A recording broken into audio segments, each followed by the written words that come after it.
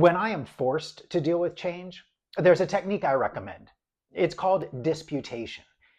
And it involves a 4-step process by which you ask yourself specific questions around the belief you develop because of the change that transpired. For example, if you start to hear about organizational changes, maybe rifts, or perhaps even the thought of having to move offices, it's not uncommon we start to develop some beliefs about the fact that maybe we're going to become obsolete, or we might even be at risk of losing our job. You're thinking about AI in the workplace. It's not uncommon I start to develop a little bit of a concern, a belief that maybe I'm going to be irrelevant, that perhaps my job is going to go by way of AI. So this technique can help put yourself in a better mindset when these changes are thrust upon us and we really don't feel like we've got a lot of control over the situation. The first type of question is called evidence. As in, what evidence is there for me to really hold on to this belief? What evidence is there that I'm truly going to be let go? Or what evidence is there that I am going to be replaced by AI? Well, when you think about it, the job that I do might still be required in a lot of different facets. The skill set that I possess can definitely apply to other areas as well. So although maybe there's a reduction in force, it doesn't necessarily mean that my specific job, my specific contribution is going to go by the wayside. The second is implications. Question of implication. Even if my belief is correct, what are the implications?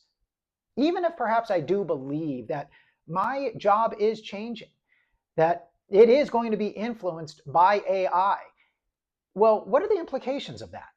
What is it that I can still do? I can probably learn how AI works a little bit more, maybe even apply it to my own role, my own position, and perhaps even how I can do my job smarter, faster, cheaper, more effectively. The third question is one of alternatives. In other words, is there any other way to look at what is going on? Is there an alternative explanation for the belief that I've developed? If I've developed a belief of fear, maybe because my company is talking about moving offices, well, what alternative ways to think about it are there?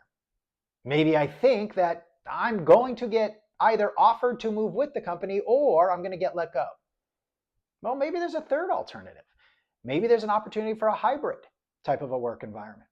Or maybe I don't realize it, but I really am going to appreciate or enjoy moving to the new location.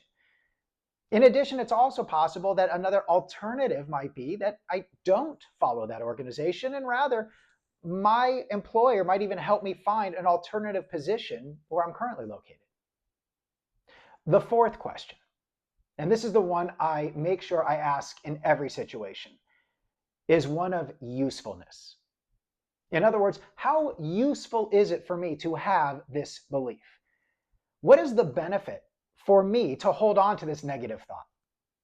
And 10 times out of 10, there's usually no benefit at all.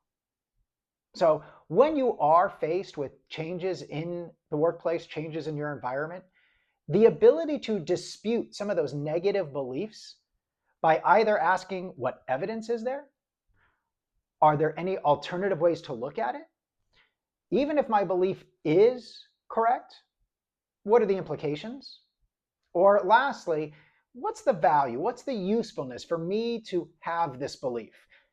Hopefully that technique can help put you into a more constructive mindset as well.